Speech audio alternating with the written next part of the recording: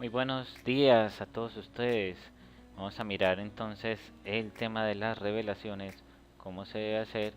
Para esto vamos a utilizar unos estados financieros básicos que en lo personal me gustan porque son comprensibles y son sencillos y cumplen con todo el tema de la normativa internacional. Para esto sí les voy a recomendar que lo descarguen ustedes mismos yendo, yendo a buscando así en Google estados financieros de ENCA.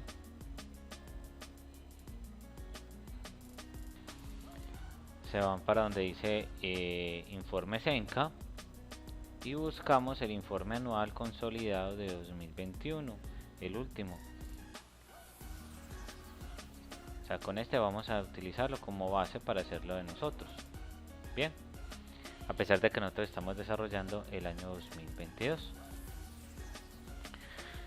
Vamos a mirar entonces primero qué es una revelación y cómo se entiende esto, ¿sí?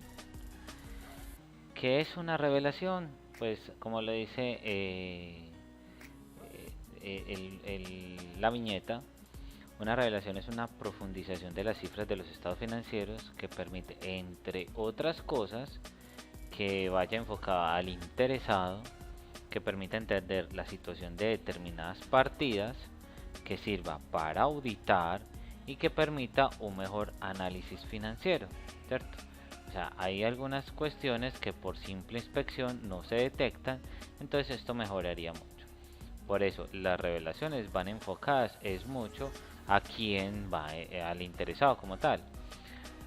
Como ustedes saben, de acuerdo pues a las 5 fuerzas de Porter, pues nosotros tenemos, eh, digámoslo así, varios agentes que están interesados en la misma empresa, ¿sí? Entonces dentro de estos tenemos los proveedores, ¿cierto? Proveedores y acreedores. ¿Por qué es importante para ellos cuál es la situación financiera de la empresa? Pues porque como ellos, como la empresa le debe al proveedor, pues entonces eso asegura de que sí vaya a haber un próspero pago, ¿cierto? Así como también los clientes, ¿cierto? Los clientes, ¿por qué razón? Porque si ven que la empresa eh, está saludablemente financiera, o está financieramente saludable, perdón, pues entonces significa que no van a quedar pedidos pendientes, que van a cumplir con todos sus pedidos, en fin, eso es un indicador muy bueno sobre esto. También tenemos el Estado, ¿sí? Tenemos el Estado que también está interesado porque aquí también se recopilan muchos impuestos, es la base de los impuestos como tal. Tenemos los empleados que también están interesados en saber si la empresa sí es soluble o si es solvente a futuro, si sí les va a dar las garantías para seguir allí, ¿sí? Y entre otras cosas consigo mismo para los socios también es importante conocer su situación financiera y bueno, pues ahí están básicamente las 5 fuerzas de Porter, ¿sí? Miremos a grosso modo qué es una revelación.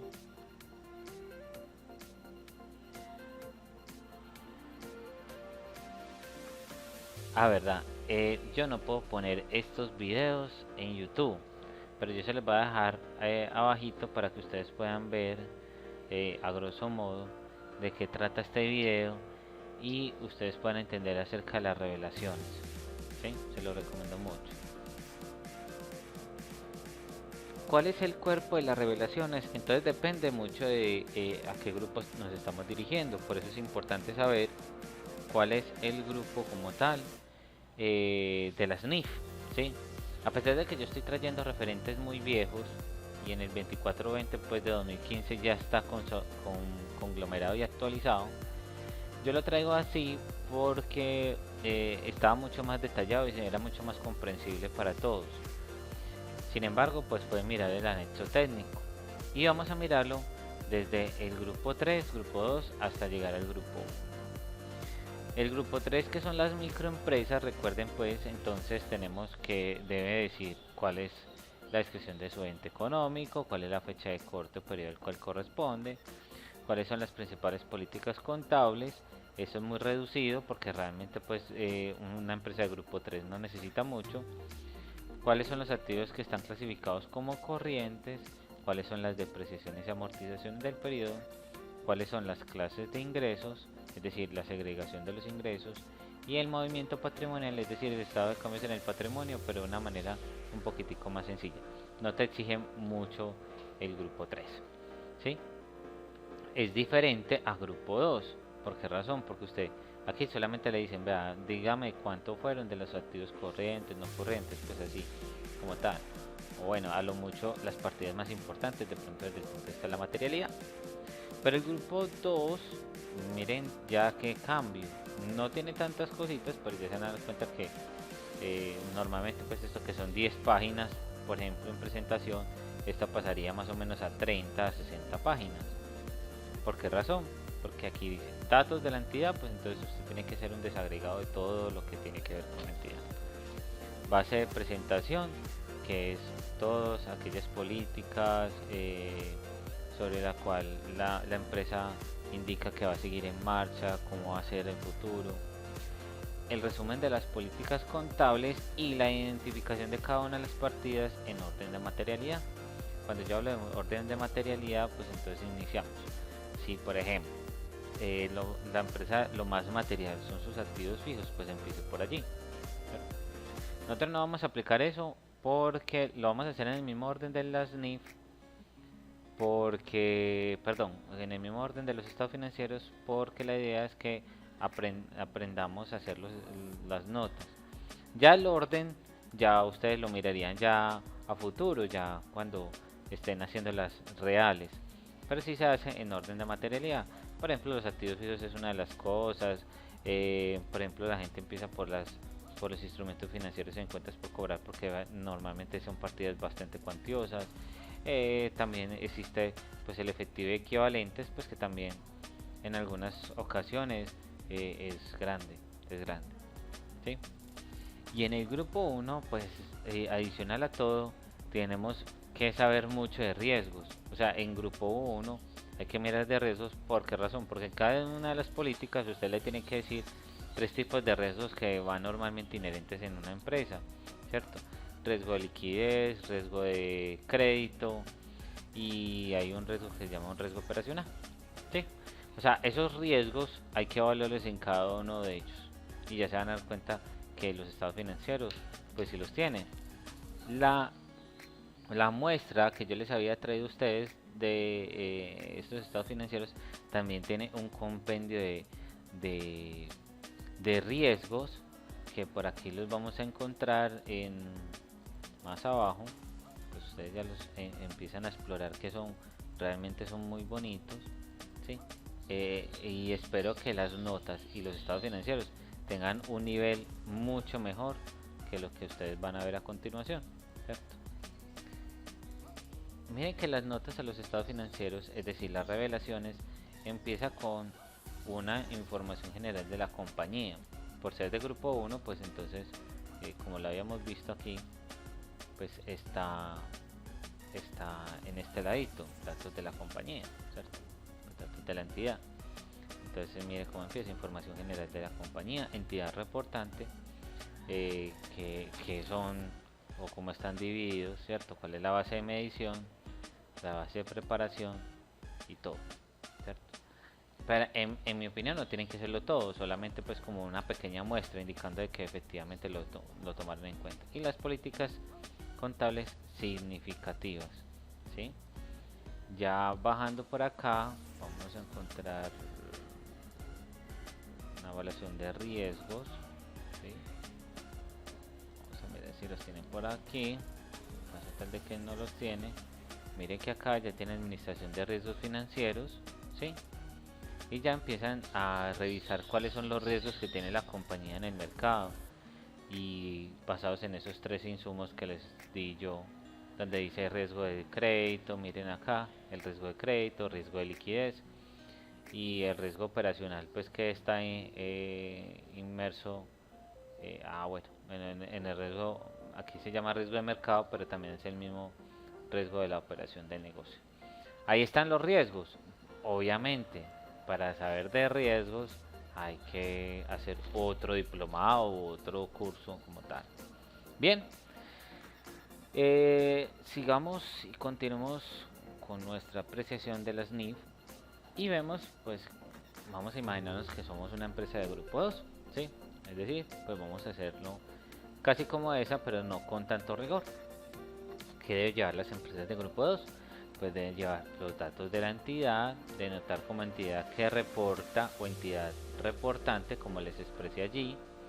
Allí debe indicar cuál ha sido su evolución en la entidad, por qué se presenta este tipo de estados financieros, bajo qué artículo se encuentra y declaración de cumplimiento de la ley, si es una matriz o pertenece a algún holding y cuál es su domicilio principal. ¿Sí? Dentro de esto, pues básicamente eso es lo que debe ver en datos de la entidad. Datos de la entidad debe ir pues quién es la entidad reportante, inventarse un poquitico, ¿cierto? Yo no espero pues mucho, pero por lo menos 2 párrafos, pues puede ser 2 párrafos, si es razonable. Espero pues que lo hagan de acuerdo a la empresa que ustedes vean como modelo.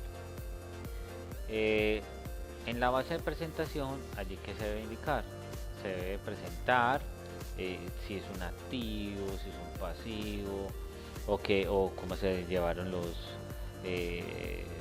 activos, o qué se entienden activos en la empresa, qué se entiende por pasivos, qué se entiende por patrimonio, ingresos, costos, gastos, cuál es su apreciación sobre el devengo de causación, y cuáles son algunos cambios en las políticas contables que pueden haber surgido en la empresa que de pronto hagan que los estados financieros se puedan distorsionar.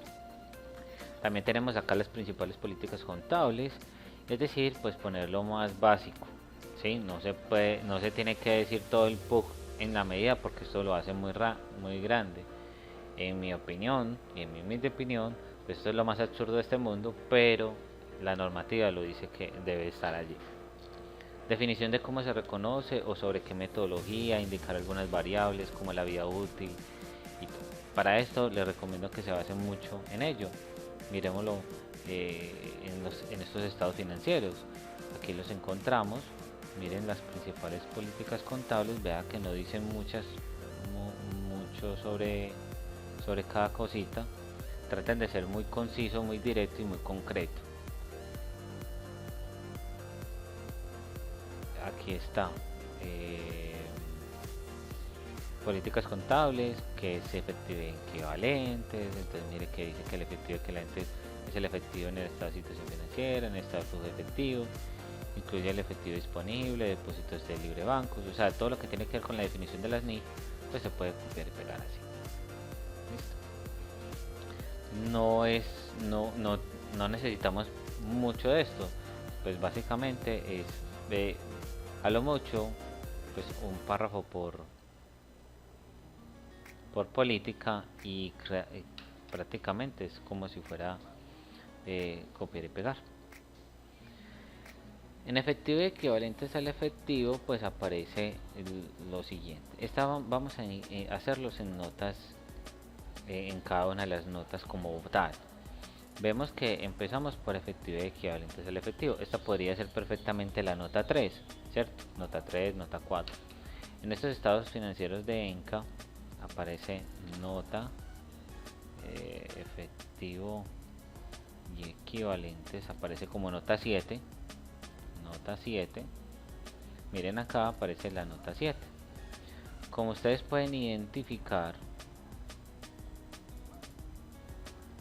miren que aquí se dice cómo es el desagregado, es decir, pues cuál es la cuenta 1105, la 1110 y 1120, cuáles son los depósitos a término fijo que están a corto plazo.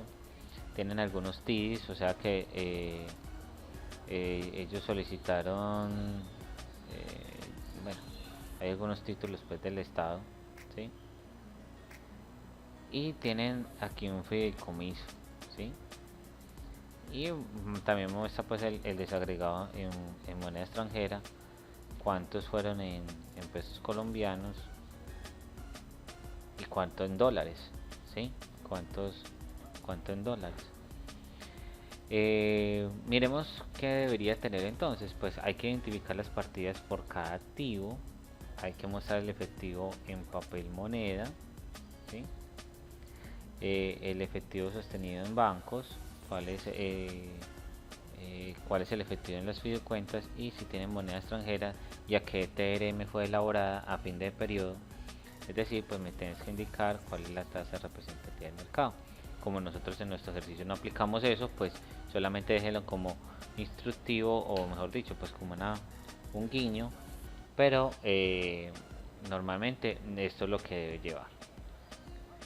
Las inversiones deben identificar de acuerdo al grupo cuál ha sido su evolución, ¿cierto?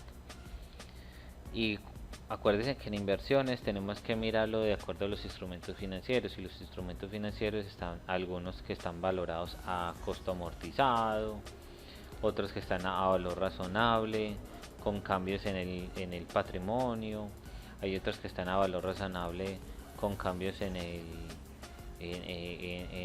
estado de resultados, ¿sí? Y bueno, en fin, ahí están pues esas inversiones. También hay acciones de grupo, y entonces pues estos ya deben ustedes representar cuánto es el valor del grupo, ¿sí? Cuánto es el porcentaje, y en fin, hay que identificar cuál ha sido su evolución, cuánto hemos vendido, cuánto hemos adquirido, y eso hay que indicarlo allí. Cuáles son los instrumentos a costo amortizado, ¿sí? Cuáles son instrumentos a valor razonables, cuáles son de partes relacionadas o participaciones en otra entidad, indicando cuál es el porcentaje de participación en esa entidad. Pues supongamos que la empresa A tiene participación en la empresa B, pero solamente a nivel de derecho solamente tiene un 20%. Entonces usted indica que en la empresa A, o en las notas de la A, va a decir que usted tiene un porcentaje en la empresa B.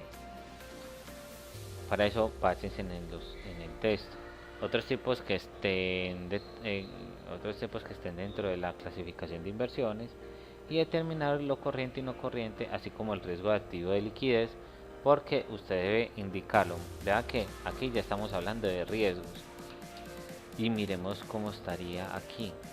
Vamos a ver los instrumentos financieros de la nota. Yo aquí voy a buscarlos por aquí.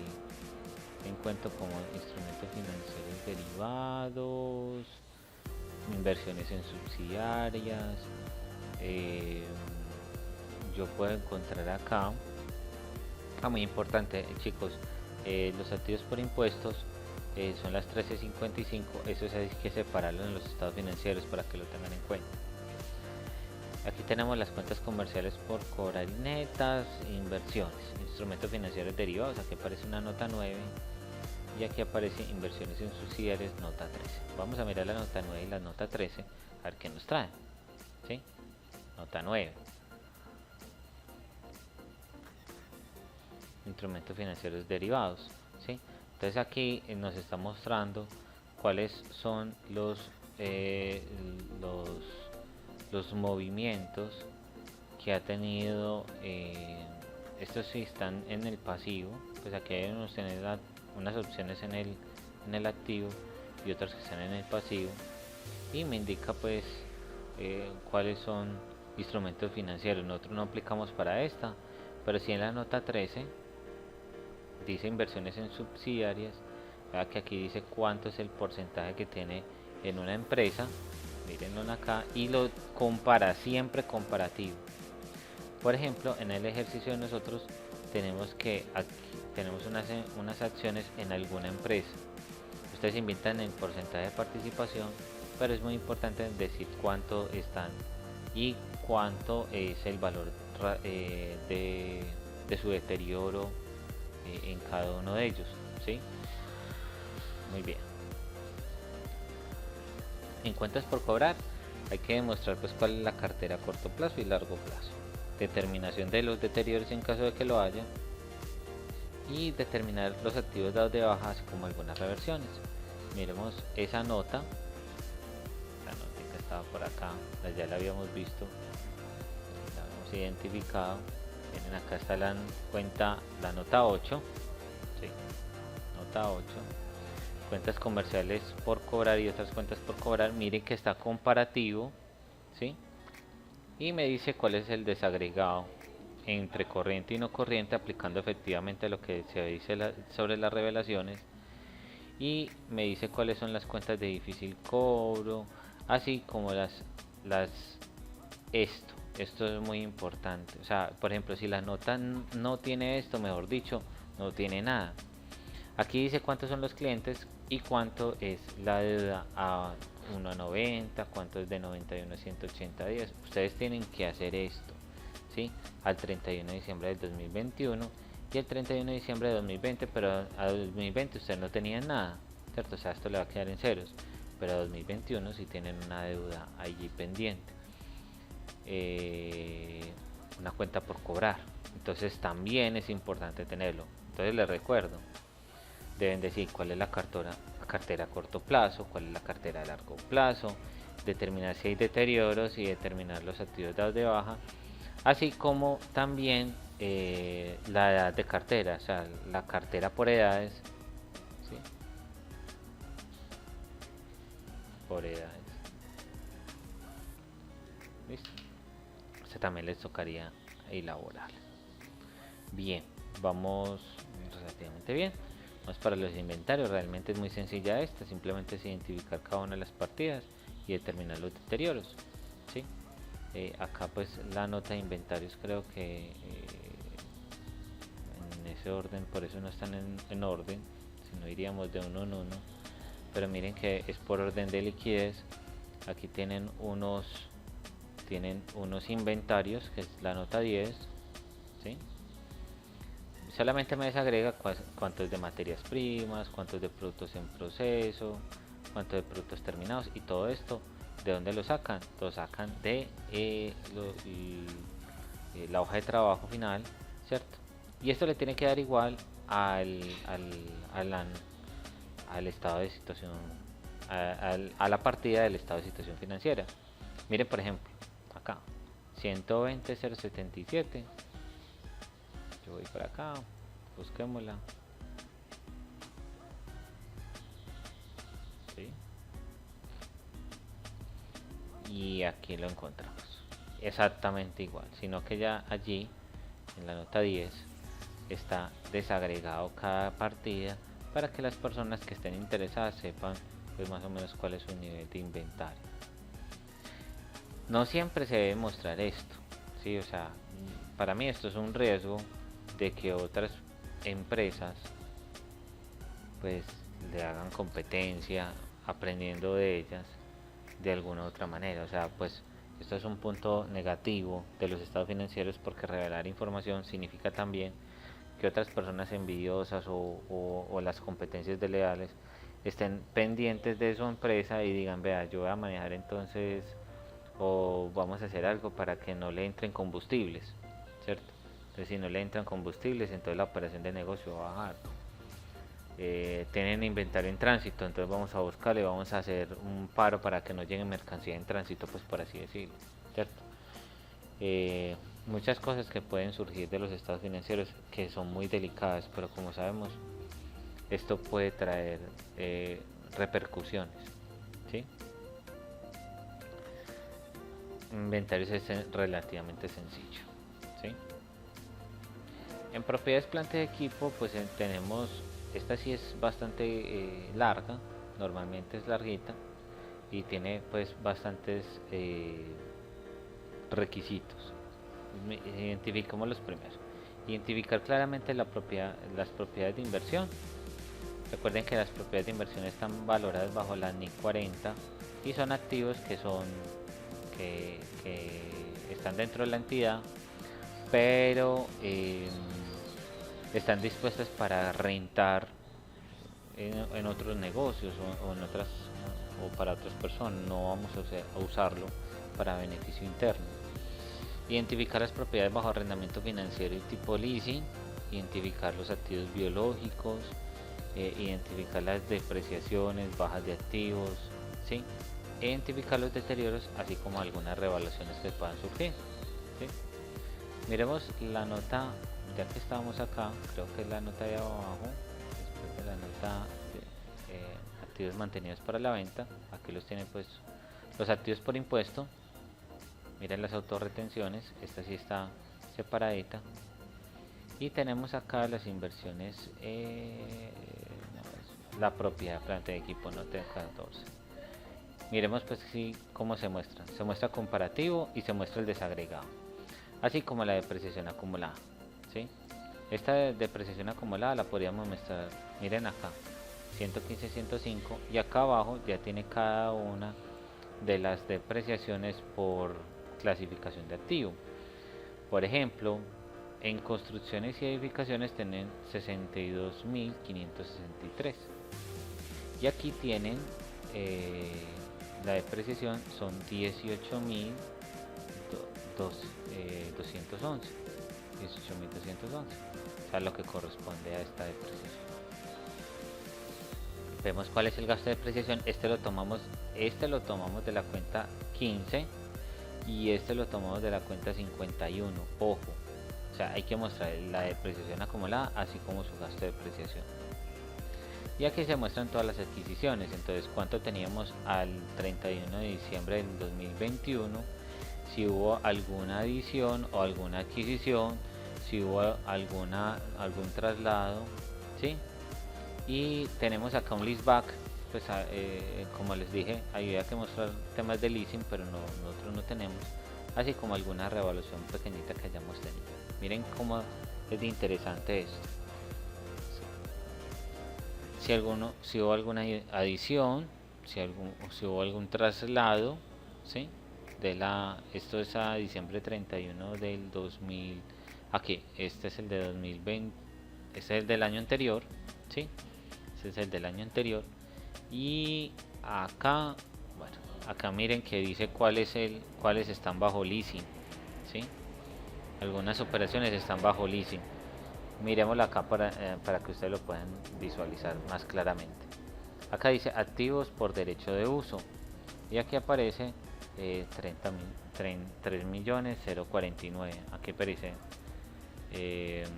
el asterisco corresponde a un contrato de arrendamiento de propiedad usado en el funcionamiento de las oficinas situadas en Medellín, reconocidas de acuerdo con las disposiciones de la NIF 16. Miren que ahí está diciendo que son bajo NIF. Todo esto tendrían que ser ustedes, ¿sí? Es muy importante esta parte de activos fijos. Intangibles si los hay, identificar si las partidas son finitas, ¿sí? O indefinidas. Y tenemos acá si hay algunos deterioros. Recuerden que estas partidas de los intangibles realmente no se reevalúan, ¿sí? Solamente se reconoce su deterioro, su amortización acumulada y ya. Así como también en el punto anterior, que es las amortizaciones, las depreciaciones, pero aquí ya son amortizaciones acumuladas, que de cual tenemos, por ahí creo que tenemos 125.000 pesos en nuestro ejercicio anterior. Identificar las partidas infinitas o indefinidas y los deterioros de mercado. Esas son las únicas que se hacen. Yo mirando aquí pues intangibles, no sé si tengan intangibles, miremoslo acá. Si lo debe tener, pues claro. Debe tener por aquí intangibles. Intangibles van en el activo no corriente, intangibles netos nota 15. Yo me voy para la nota 15, intangibles, y empiezo a encontrar acá esto, ¿sí?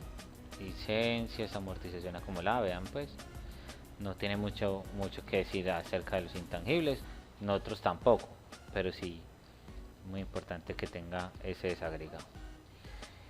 En pasivos financieros tenemos entonces que hay obligaciones financieras, identificar el valor del costo amortizado inicial, más nuevas adquisiciones, menos bajas, o sea, todo cuál ha sido pues el proceso en cada una de estas partidas, identificar las tasas de negociación, ¿sí?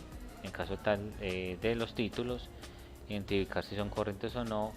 Y en pasivos financieros también van incluidos los proveedores, partidas corrientes y no corrientes, todos los acreedores van como tal aquí. Miremos los pasivos financieros, ¿sí? Aquí vamos a irnos para arriba a identificarlos y vamos a encontrar que tenemos no los tienen dividido como pasivos y pasivos no financieros, sino que los tienen así como los teníamos en el book: obligaciones financieras, cuentas por pagar y cuentas y otras cuentas por pagar, beneficios ampliados, bueno, en fin. En obligaciones financieras nota 18, que es que nosotros también tenemos una obligación financiera, pues tenemos que indicar cuál es el saldo, ¿cierto? Como nosotros adquirimos una obligación financiera en el periodo, tenemos que decir que al inicio del periodo no teníamos nada, pero ahora sí tenemos, ¿sí? Y tenemos, miren algo muy importante, la tasa de interés, ¿sí? ¿Cuál es la tasa de interés efectiva anual? En este caso, como tienen unas tasas bajo en el exterior, normalmente esas tasas se calculan o se valoran de acuerdo a una tasa que se llama LIBOR, ¿sí? O una tasa que se llama Prime. Esas tasas Prime es como decir la ETF mundial del dólar, ¿cierto? Y va variando de acuerdo pues a su comportamiento en el mercado. O también pues la tasa Prime, que la tasa Prime esa sí no varía, es una tasa que establecen en el mercado y que quedará por el término de un año, ¿sí? Miren lo importante de poner la tasa de interés. En nuestro caso van a poner la tasa de interés que yo les indiqué en el ejercicio y el saldo de cada una de las partidas, incluyendo los intereses amortizados pues como tal. Muy bien, vamos muy bien. Voy avanzando. Pues aquí dentro de los pasivos no financieros tenemos algunas provisiones, tenemos los beneficios ampliados, pero bueno, pues cada uno va mirando dentro dentro de cada una de las partidas que es lo mejor que pueden traer. Tenemos recuerden que los activos por impuestos y los pasivos por impuestos prácticamente son lo mismo. En los activos por impuestos ustedes tienen que indicar, como les mostré en los estados financieros, deben indicar cuáles son pues, los saldos a favor, cuáles tienen como anticipos, ¿sí? Retenciones a favor, ¿sí? Pero acá ya es todo lo contrario, pues entonces es todo lo que tenemos en contra. Entonces pues tenemos un activo de renta por pagar, tenemos retenciones por pagar, tenemos IVAs por pagar, ¿sí? Tenemos ICA por pagar y bueno, entre otros, ¿sí? Ya cada uno mira qué es lo que tiene, que generalmente está en la cuenta 2365 y la 24, normalmente están allí. Y aquí también están las cuentas 13 y las cuentas 17, ¿sí? 1355 especialmente, y las cuentas 13 y 17 y las cuentas 1710, que estamos hablando del impuesto diferido de renta. Todas esas van agrupadas, ¿sí? Todas esas van agrupadas. En beneficios ampliados lo que normalmente se dice es identificar los beneficios que tienen los empleados. Aquí esto es muy importante porque esta nota lo que trata es de seducir a que los empleados no se vayan, ¿sí? Que se queden en la empresa, que sean estables y que generen valor a la entidad, ¿sí? Porque está cambiando de empleados, pues saben ustedes que eso tiene algún tipo de traumatismo empresarial que puede perjudicar a todas las empresas. Pago a directivos y operacionales. Referente a los pagos a directivos, pues no es aconsejable, porque entonces en un país tan riesgoso como Colombia podría haberse tentado a que esta información va a indicar directamente cuáles son los empresarios a los cuales hay que secuestrar o hacerles extorsión. Revelar el porcentaje de equidad de género es muy importante. Hablando de equidad de género, es cuántas mujeres y cuántos hombres están en la empresa, ¿sí? Que todas las empresas están buscando este tema de equidad de género. Determinar el cumplimiento de los fondos y correlacionar el pago de pasivos post-empleo, tales como por ejemplo el examen post-ocupacional, ¿sí? algunas pensiones para algunas personas, ¿sí? Los años sabáticos que a algunos empresarios se les brinda, entre otros, ¿sí? Y en el patrimonio, pues revelar la información de las acciones suscritas y pagadas. Esto es muy importante, revelar las decisiones patrimoniales tomadas y bueno, entre otras cosas. Lo más importante es que tengamos allí como referente. En patrimonio también tenemos una nota. Es muy importante que la hagan bien. ¿Por qué razón? Porque los que se pueden ver sensiblemente afectados son quienes, los socios, o sea, los jefes del negocio. Y esto es ya muy delicado. Así como lo acabamos de ver, esto es muy sencillo. Que les digo yo, vayan y miren estos estados financieros y mire que lleva la nota, y de acuerdo a lo que lleve la nota ustedes miren si aplica o no y lo hacen, ¿sí? Si ustedes no aplican una nota, pues por ejemplo títulos emitidos, bonos en circulación, aquí no hay beneficios a empleados, como les había venido diciendo, pues tiene pues como el desagregado de los beneficios, ¿sí? Que reciben primas, reciben compensaciones diferidas, reciben cesantías, entre otros, ¿sí? Impuestos por pagar. Miren pues la nota de pasivos por impuestos como la tienen aquí, y se pueden basar en ella para hacerlo. Es muy importante tener claridad en eso.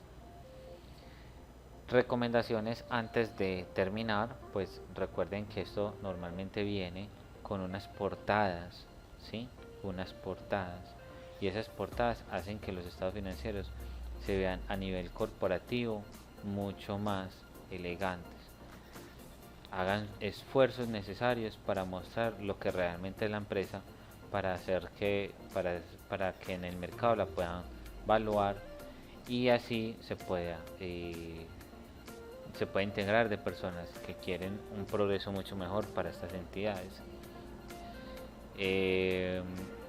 Mis otros alumnos de periodos anteriores han hecho trabajos muy buenos y de muy buena calidad, tan buenos como esto, y en algunos casos lo han hecho mucho mejor.